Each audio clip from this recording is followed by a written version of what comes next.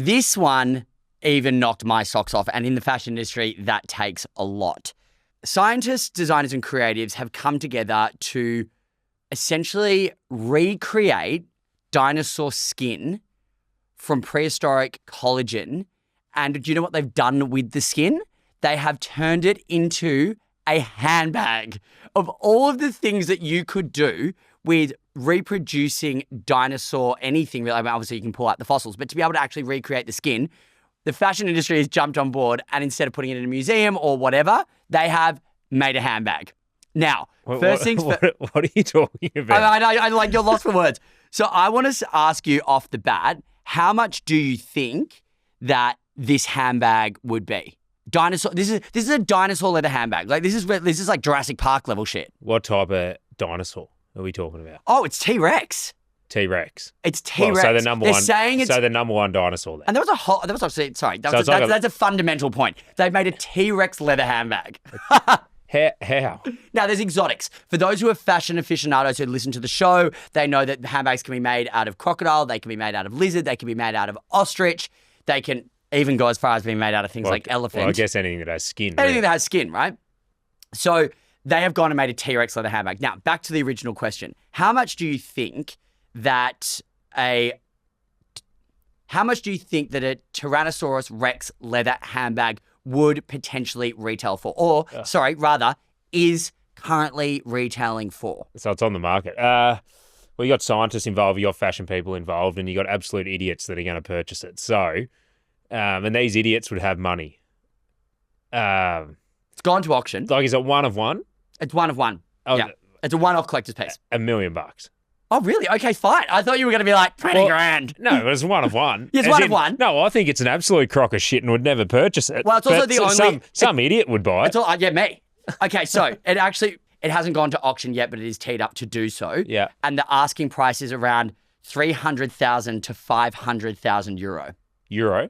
So we're looking at probably 750. It's a French designer that's done it, and they're auctioning it in Paris. So 750, 800 Aussie? Grand. About? Now. Yeah, that's before it goes to auction, though. It'll go well over that 500 euro. I can't tell you if it's one of one. I can't tell you how fugly this bag is. You'll get some old money out of China that purchases it. It looks like a vintage pouch that you could find at the Salvos. Like, I'm not even joking. Like, if it was like some gorgeous design and it has like this one of one. I actually don't even know what I'm talking about right now. What is this crap? That's what it is. All right, so it leads me to my next question. How much would you pay to buy a handbag for Candace? How much would I pay, or how much have I paid? What would you say is a reasonable price to buy a handbag? Well, what I think is a reasonable price is about $100. It carries $100. It carries a couple of things that you need in it, and that's it. Like, who cares? You're going to throw it on the ground, whatever. Let it get dirty. But what I think is reasonable is around, to get a good quality one, 6 to 10 grand.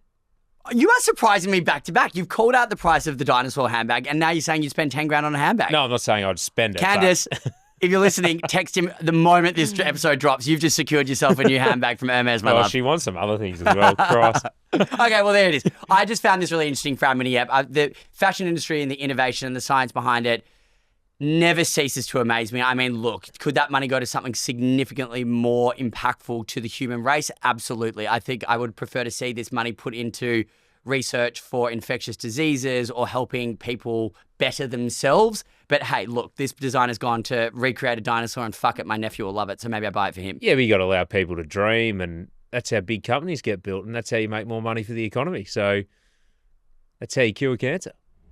All right, at the risk of totally running this mini app today, I thought I'd bring something in for one of our games that we like to play on the show called What's This Then, which we haven't done for a little bit, where we bring in an object from our lives that we regularly interact with and make the other person guess what it is. Yeah. I worry that you will know what this is, but that's kind of the reason that I brought it. So it's a purple and yellow tin with circular cards in it. Izzy, do you know what this is? That is Spot It, and I play it with my kids. My concern is, why have you got it? I know you have nieces and nephews, but you certainly don't need that in your life. Okay, so I'm not joking. This game comes with me everywhere. I reckon I buy it in maybe 5 or 10 at a time from Amazon. There's all these different iterations and stuff you'd know now. There's like Disney, there's Christmas theme, there's Harry Potter, whatever.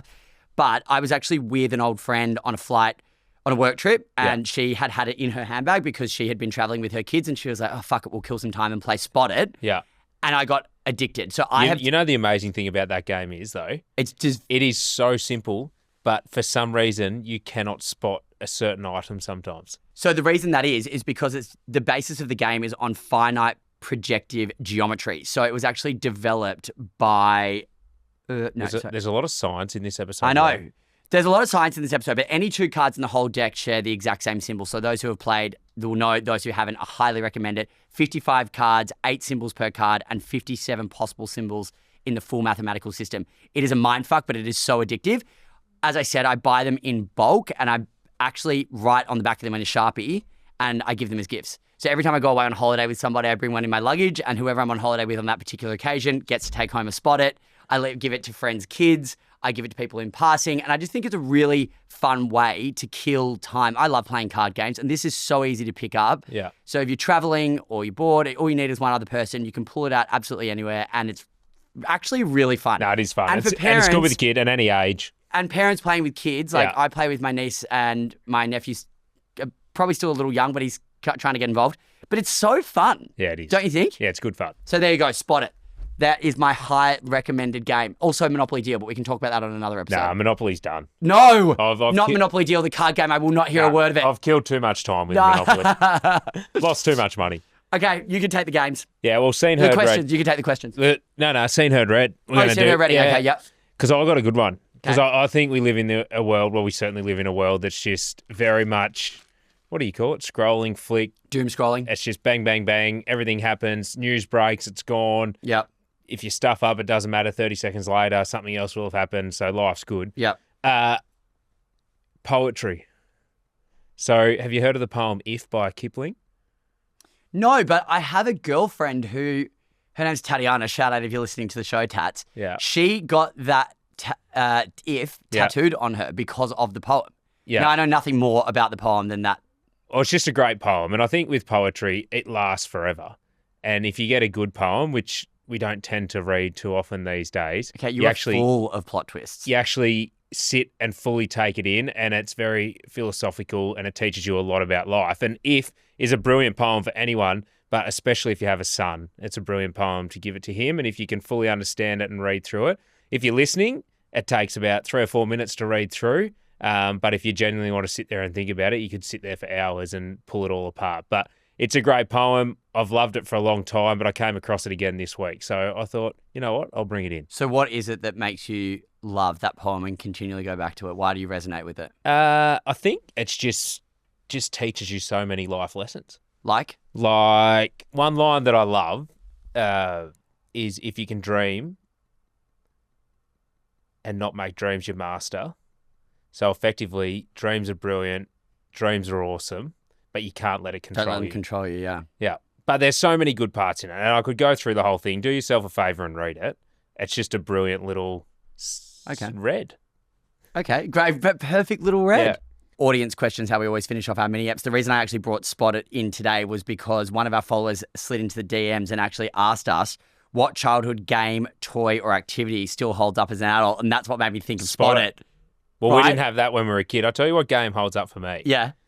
Did you ever play heads down, thumbs up at school? Yeah. But I honestly wouldn't have thought of it. Best game ever. Year 6. I haven't thought, I don't know why that came to my head. It was my favourite game. Duck, goose. Yeah. Nah, heads down, thumbs up. And if you were really good, you could get your eye off the desk. He was so nervous. I was like, don't. You could pick the socks and you could pick them. Okay, fine. Yeah. Binging. Someone slid into the DMs and said, what are you binging at the moment since we listened to the mini app about off campus? Yeah. Well, I'm not binging anything. I don't have time to watch TV now that my wife's watched off campus. And lastly, this one's specific to Izzy. Izzy, how are you thinking that the footy season's holding up in comparison? What's your favourite part about the commentary? About the commentary? Yeah. So I'm assuming that means like what's getting your knickers in a knot when you're commentating the footy? No, the boring games get my knickers in a knot. But no, the footy's holding up well. I think the wildcard addition into footy finals has made the season a lot more interesting. And the top teams, I reckon there's a good 6 or 7 that can win it this year. So I reckon it's been as wide open as it's been for a long time. So the season's good. Okay, so then if I was to start watching the AFL, which I obviously have not done, Who is at the top of the ladder? Fremantle and Sydney are 1 Freo and 2. is at the top of the ladder. Yeah, Freo have lost 1 game for the year. And where are my poor old Saints? Yeah, they're no good again. You mate. can't follow the Saints, surely. My dad follows the Saints, but I go for Geelong. But mum was Geelong and dad was Saints. And so I obviously started with Saints and I swung the pendulum hard to Geelong when I realised that the Saints were hopeless and were always going to be hopeless. Nah, they'll be right. They're on a little rebuild at the moment. They'll be back. And if you're just tuning in, 2 unlikely mates, celebrity stylist Elliot Garno and Norm Smith medalist Isaac Smith are here to tell you what is what. Hey, no utes in the valet.